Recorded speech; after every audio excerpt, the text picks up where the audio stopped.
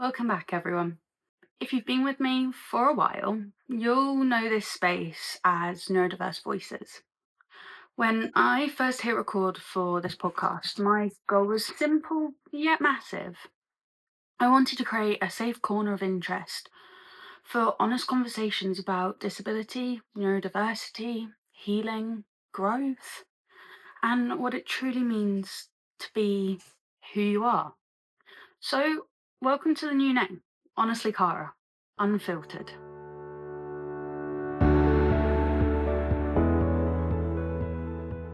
Over the last few months, I've been doing a lot of growing and a lot of healing.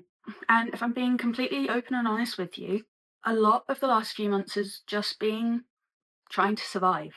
And through that process, I hit a realization. I'm if I'm showing up here for yous every week and preach about authenticity and being honest to yourself, dropping that mask and living out your truth, then this space needs to reflect me directly. And it can't just be some title. So, with that in mind, welcome to this brand new era. Moving forward, this podcast is shifting away from the old title and it's going to be just me, Cara.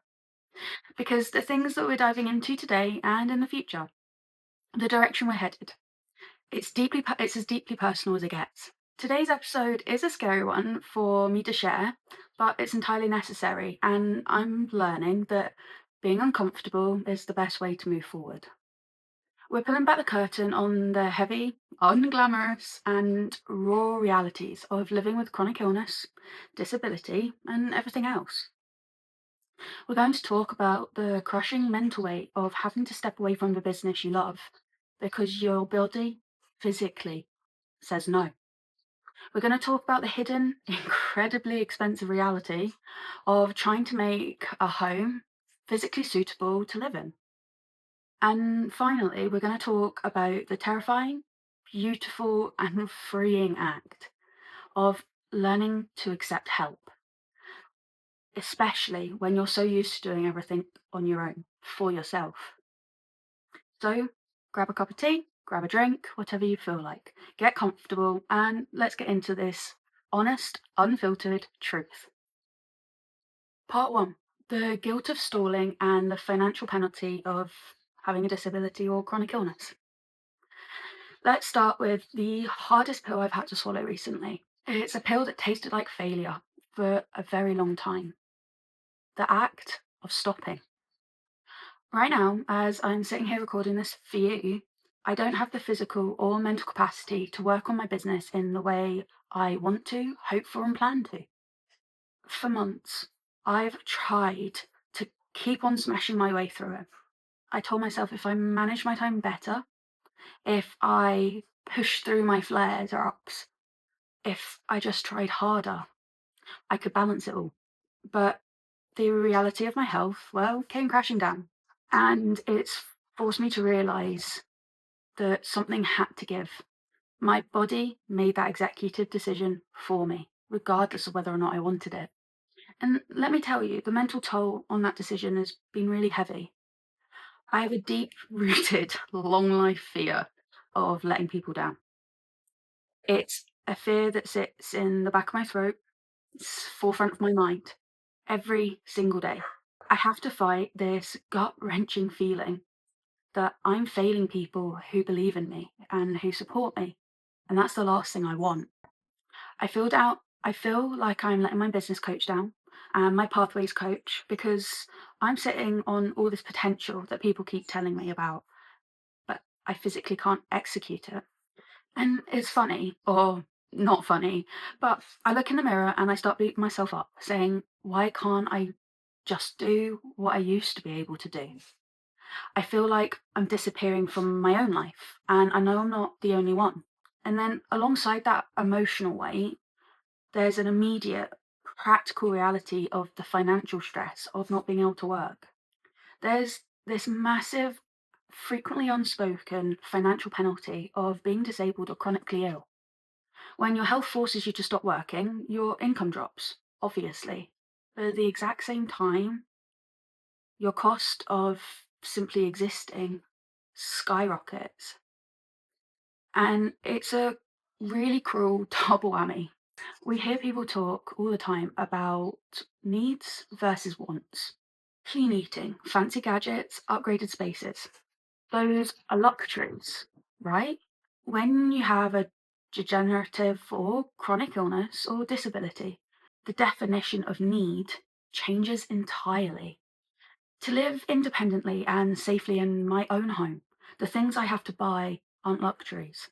They're the literal building blocks of my survival. So let's talk about things that people take for granted. I have higher heating costs and electricity costs because my circulation is so poor that if my house isn't kept at a reasonably high temperature, I start turning blue. Literally. My lips go blue, I go white, my body just can't regulate itself. So is having the heating on a need or a want? Also, I have a home that gets mold incredibly easily. The Housing Association tells me that the house must be kept clean to manage the mold, but my body physically can't hoover and scrub without triggering a really bad flare up or an increased amount of pain. So, in order to keep the house clean, I have to pay for a cleaner. Is that a want or is that a need? Following on from cleaner, this next one is a direct expense, a health expense. Think about your kitchen. What things in your kitchen make your life easier and would be considered a want? Because you can do the things without it, but it's so much easier with it. Well, for me, a dishwasher isn't a time saver, it's a safety device. I regularly burn myself handling hot water, or I cut my fingers on forks, knives, scissors, you name it, because my hands lose grip, or a tremor means my hands are a bit uncontrollable and I get injured. I get injured a lot for lots of different reasons, but the kitchen particularly, I'm not safe in. Think about kitchen cabinets and your worktops, for example. Because of the height of the sink, standard kitchen height, when I'm having flare ups and when I'm needing to use my chair inside my house, I can't even reach the tap to get water. So the cost of an adjustable sink, so one that moves up and down, is that a want or is that a need? My basic survival of having to drink is currently inaccessible. Thinking about storage in the kitchen, I can't reach anything currently. But in order to make the kitchen accessible, I need to buy shelves so that I've got no doors for things to get smashed on, because that has happened more times than I would like to admit. I need things in easy reach. The easy reach sitting down is very different from easy reach when you're standing up. So I have to pay to make those adaptations. And yes, don't get me wrong, my social worker, she's amazing, and my OT is doing all she can to get the support. But the reality, there's not funding to make those changes. So I have to pay for them if I even want to be able to just to get water, even for a snack. Then let's think about the bathroom. Currently, it's a wet room, which is great, but I can't wash my hair. I've slowly gotten back the ability to have a shower myself, my body, but I physically just don't have the capacity or ability to keep my hands above my head for any length of time. So washing my hair, which I love having my long hair, means that my support worker needs to shower me. And we don't have the tools in the bathroom to allow us to do that without causing pain for either of us. I can't reach the sink. So when I'm brushing my teeth, my chin is on the edge of the sink. Just imagine trying to brush your teeth without spilling toothpaste everywhere, whilst your chin is against your sink because you're just not tall enough to access it. All my shampoos, body wash, everything. There's a raised shelf in my bathroom. And if I remember, I will try and add a picture. I can't reach it when I'm sitting down. So we need to work out how I'm going to be able to do that going forwards. I have grab rails, yes, but they're in the wrong places. And more importantly, because of the heating requirements in Scotland and when the house got solar panels, we also got a towel rail in the bathroom. But it is directly between me and my grab rail. So every time I go to use toilet paper, which sits by my grab rail, or try and use my grab rail to get up or to transfer, I burn myself. And this is a daily occurrence. I have bruises and burns all down my left side because the bathroom's not accessible. So is making those changes a need or a want? What do you think? And another thing, I've had to buy a separate chest freezer in addition to my fridge freezer. Why? Because I can't cook for myself. I've already mentioned that I drop things, I cut myself, I have really bad heat temperature gauges as well. If anything has slight weight behind it, I am really prone to dropping it. I get hot water, I get hot food on me.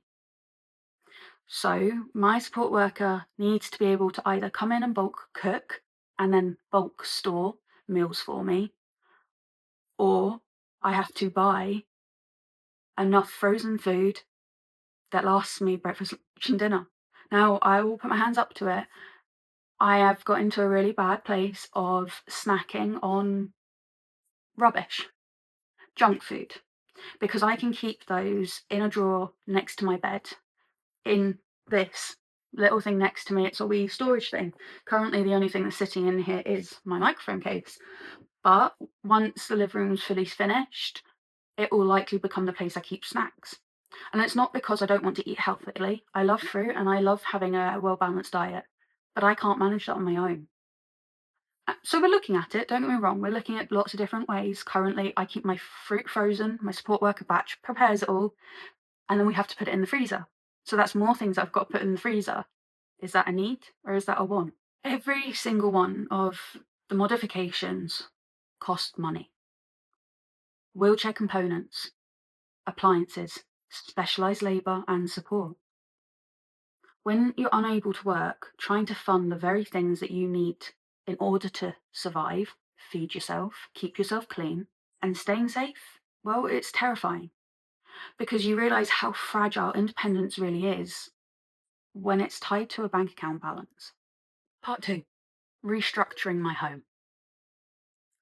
Even in the middle of what has been financial and physical anxiety, piece by piece, a beautiful transformation has been happening over the last 4 weeks. Now that the house is mine, I've stopped fighting the house and I've started making the changes to make this house into an accessible home. And I know some of you follow my social media, and if you're on my personal account, then you might have seen some of that. The steps to making this house accessible, but also somewhere I don't feel sad, where it doesn't feel like a clinical environment. It feels like a home, just accessible. And one of the big things about making this house accessible is to make sure it's not a container for being ill. It's actively becoming part of the healing journey itself. And in the 4 weeks alone, my mental health has improved tenfold. And I've had a few people in the last week say, I look lighter. I look like I've got my life back. And in a lot of ways I have, for many different reasons. But making this house into a safe, calm environment for me has been the biggest part of that journey. If you were to walk through my front door right now, the first thing you'd notice is the colour palette. Everything is styled and created in calming, soft pastel colours. Because I've learned recently, I'm somewhere in my late 20s, I can't actually remember my age right now, that's embarrassing. But I've learned that the visual environment really impacts my nervous system. When my body's in a state of physical stress and pain, my brain's already on high alert. And then if I'm in an environment that puts me on edge, it's just compounding the issue. So the colours in this house are a deliberate choice to keep my mental state as steady and peaceful and productive as it can be. For me, my dog, who is now becoming my service dog. So what are some of these changes that we've made? Well, so far, I was very grateful my dad took the doors off of all the main rooms. No more wrestling with handles. No more backing up my wheelchair just to swing a door open and close again. No more getting trapped in doorways because they're just at standard width. I've got less bruises and the space is more cohesive and works with my wheelchair and my life. Social work and occupational therapy have supported me in trying to get some of the adjustments and adaptations made to this house. Getting grab rails in the correct place for my needs at the right height, adjusting the sink in the bathroom and lowered worktops in the kitchen, and some major changes to the front house if it gets approved. Right now, I physically can't leave my front or my back door on my own.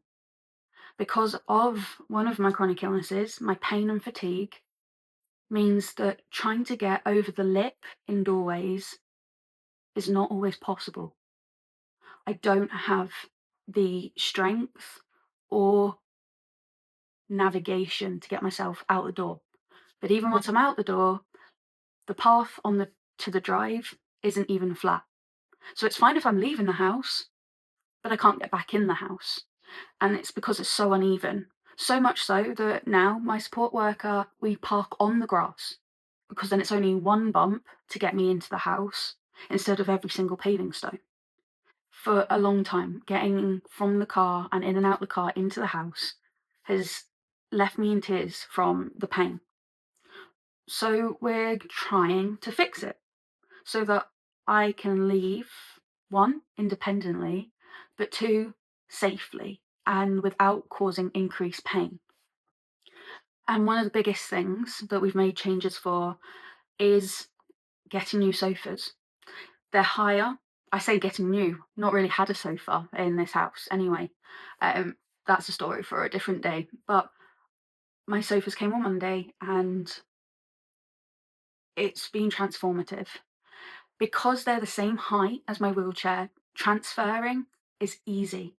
There is no need for me to try and push up or lower myself down when getting up and down or up and on the sofa. Because it's the same height as where my wheelchair sits, I can transfer straight across. And I didn't realise how much of a difference that makes until now. I've had it for 2 days and I'm not sitting in bed every day. I'm not working from bed because I've got somewhere that I can come that supports me. Yes, it was expensive. It is, and I'm not going to sit here and pretend like it isn't. But the sofa has lumbar support as well as head support.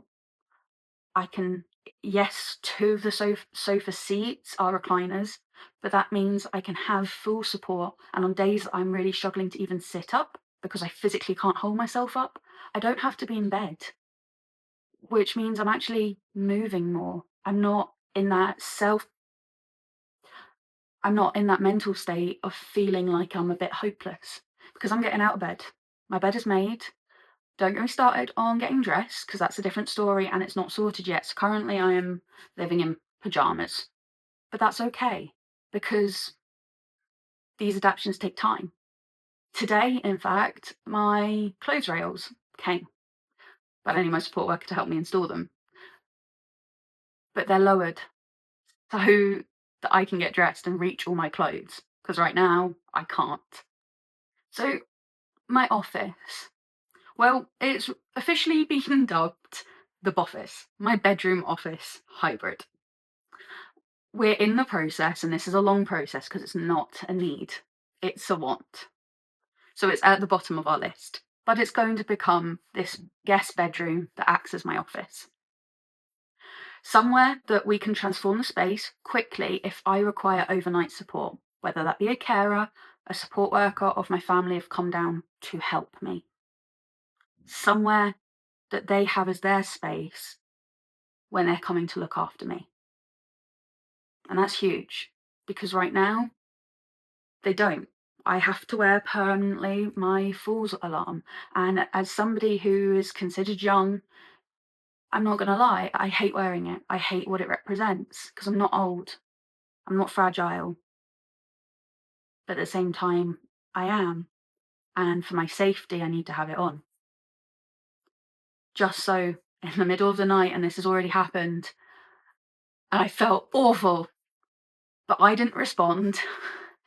And my alarm went off, and the team had to phone my support worker, who then had to phone me. It was 5 a.m. It woke her up, it woke me up because my sensor was off, but it's in place for my safety. So having that space when I'm having a particularly bad day, if I'm not moving in bed, if I need help to go to the bathroom, my support worker and anybody else that needs to has a place that they can stay without being in pain themselves. And one benefit of that is now my family can actually come and visit me and stay. I don't live near my family. Well, relatively, as someone who can no longer drive. Editing me here, just wanted to clarify. I'm not driving because of my medicine affecting my depth perception. I am legally still allowed to drive. I just choose not to drive out of safety. I just thought I would clear that up for you. I don't live close to my family, but I can actively enjoy when my sister comes down, or my dad, or my friends, because beforehand, before making changes and even getting a sofa, because when anytime anyone came over, they were just sitting on my bed. It's how am I going to cope when they leave, or am I ruining their trip because my house doesn't work for them? And living this way still requires an astronomical and exhausting amount of mental choreography. Able-bodied friends can just wake up, decide to go to an event, grab a coffee, go shopping. I can't do that. I have to plan my entire week backwards. I have to sit down every week and work out exactly where I want to go, when I'm going to go, the timings of when I need to go. Is the venue accessible? Is there an accessible toilet? Because, shocker, a lot of places that say they're accessible aren't actually. Is my service dog allowed in? There's so many extra things I need to consider. The time it takes. My support worker has to do my hair, so she needs to be here earlier. So I have to plan when she needs to be here in order to get me out. She makes coffee for me into a travel mug so I don't burn myself. She'll fill my water bottle up. I need to get my dog's harness on. I have to make sure he's gone to the bathroom. There's a lot of extra steps that go into leaving the house for an event. It's not a simple case of, oh, I've got that in the diary, I need to leave, let's go. It's a mission, which I'm learning to accept. I also have to manage my medication like a military operation. I have to make sure that everything's renewed at the doctor's, then sent to the pharmacy weeks before I run low. Why? Because my tremors mean that when I try and open standard medication packet, my meds go flying frequently. They get on the floor, I can't find them, and I'm terrified that my dog will pick one up because we're training him to pick things up for me. So my support worker needs time to go and pick up the meds, manually sort them so that they are all together in a nice compartment that I can just tip straight into my mouth and swallow and drink. Even my hygiene's on a schedule. As I mentioned earlier, I can wash my body, but I can't wash my hair. So we have to schedule hair wash, going out to buy food, doing the laundry. I love clean clothes and I love everything to be clean. But when you can't get washing in and out of the washing machine very easily and then hung up to dry, it's required to be part of the schedule. But despite all of this clinical-like planning, my home is starting to finally feel like a home, not just a house. For years, I absolutely hated the idea of anyone coming over. If someone knocked on the door, my stomach could drop. I felt like the house was always a mess, that it looked rubbish, and that it screamed, a sick person lives here. And I isolated myself out of shame. But now I have this incredible surge of excitement when people want to come over. For the first time in my life, I have a space where my friends can sit comfortably. I can sit comfortably and we can share a meal, enjoy a catch up over coffee, just enjoy their company. And I've not had that before. Recently, I started also putting photos up. Lindsay, my therapist, has helped me realize that such a big part of building a healing environment is having my visual anchors. Now, everywhere I go around the house, I'm greeted by moments where I was genuinely happy. Even on my phone, I'm on recording with my back camera, and my phone case is moments over the past 8 to 10 months of happy memories that make me smile every time I see them. And I now have that in my home too. It keeps my mood lifted because I didn't realize how much the little things help me, calm me.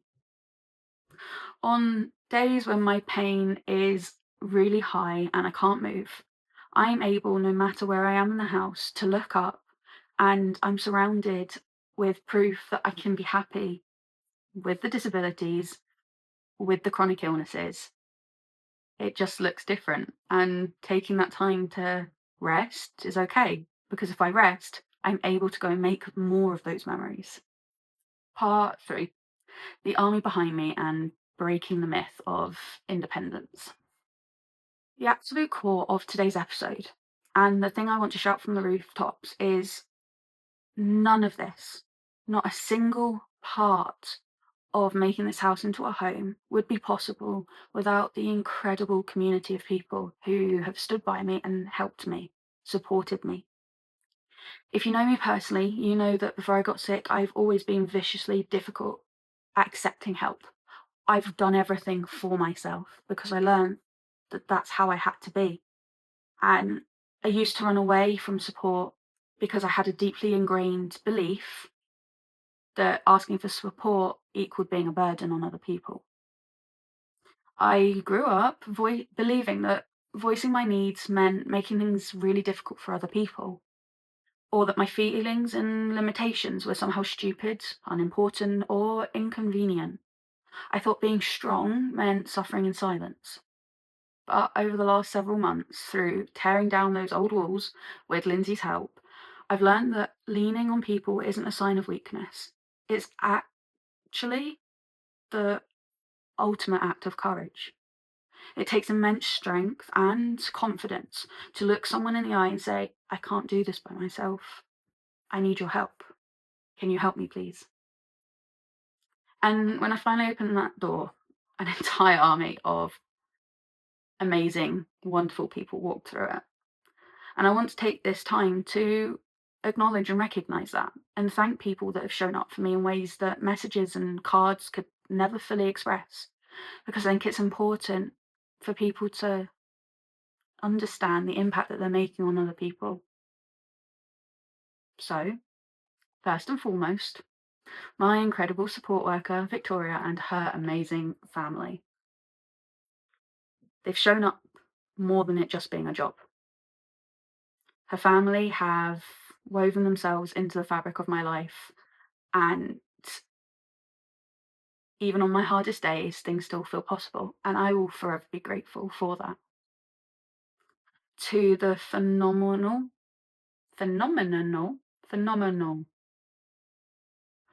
the absolutely incredible team at SOSI, but specifically Jill, thank you for your unwavering backing and believing in me when I couldn't even see a path forward, and for providing the kind structural support that keeps my head above water and keeps me going. To my pathways coach and now therapist, Lindsay, you've held up a mirror to my life that's helped me look at my past, my trauma, and my emotions without blinking, without making me feel like I'm a burden. You've taught me how to process this heavy stuff in a positive and healthy way. And because of working with you, I'm no longer terrified to ask for help or seek advice. I don't feel small when I ask for help anymore. And that shift, it's incredibly freeing. To my dad and stepmom Karen, thank you for being there, for checking in and being a constant safety net of love and support when the world has felt overwhelmingly loud and terrifying.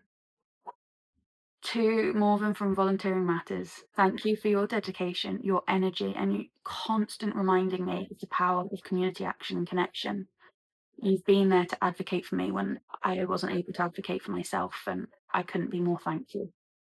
To Alex and Sandra, thank you for always encouraging me, for challenging me and allowing me to grow as a person alongside helping you, Alex. You remind me that I still have so much value to give to others, even when I'm physically limited. And other people seeing that as well inspires them. To Karen, the owner of Cohere and Second Nature Online, I was bragging about you yesterday at a networking event for your professional and personal kindness, for understanding the complexities of life and disability, and holding space for me, making me feel included in the way you set up your space and creating a space that I can access and be around other people. It means the world. And to my Auntie Fiona, my sister Taya, and my absolute best friend Georgie.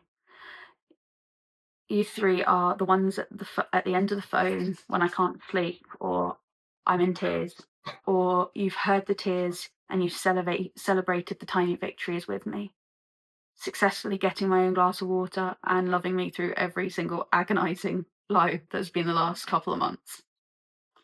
But also to every single person that is watching this, or if you're listening to this, to anyone who's interacted with me on my social medias or helped move furniture, DFS, when they came and did the sofas for me. Thank you.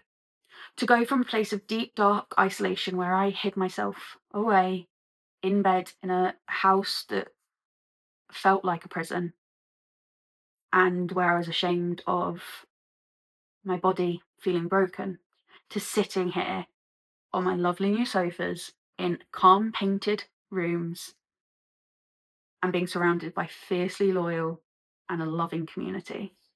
It's completely unlocked my life and it's freed me in ways I don't think you'll ever really understand. Part 4, working with your strengths, not against them.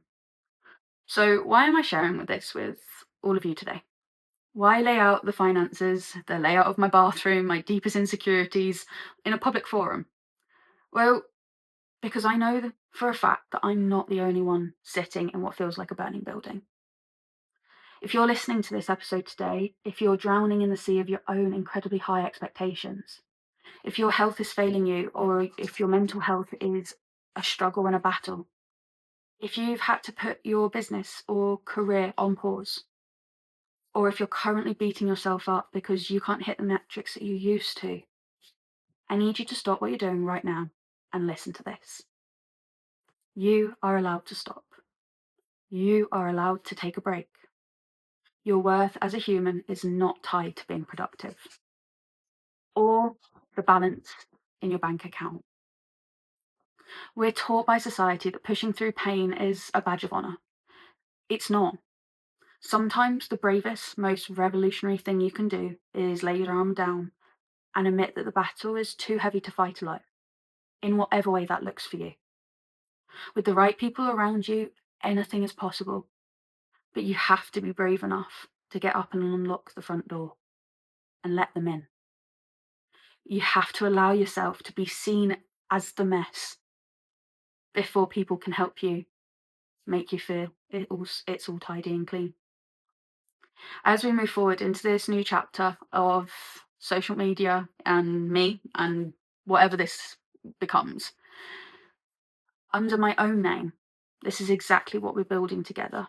A sanctuary of completely honest, open and unfiltered communication and some rambling thoughts. I don't want a polished version of you, and I'm certainly not going to give you a polished version of me. I want us to encourage each other, to inspire each other, and to fundamentally learn how we work with our unique strengths, instead of killing ourselves over trying to fight against our weaknesses to fit in a society that isn't necessarily supporting of you. So, thank you for listening to my story today. I know it's been a long one. Thank you for growing with me and evolving with me, and for being such an integral part of making this safe space. Take care of yourselves this week, lean on your people, And I'll see you in the next episode. Bye.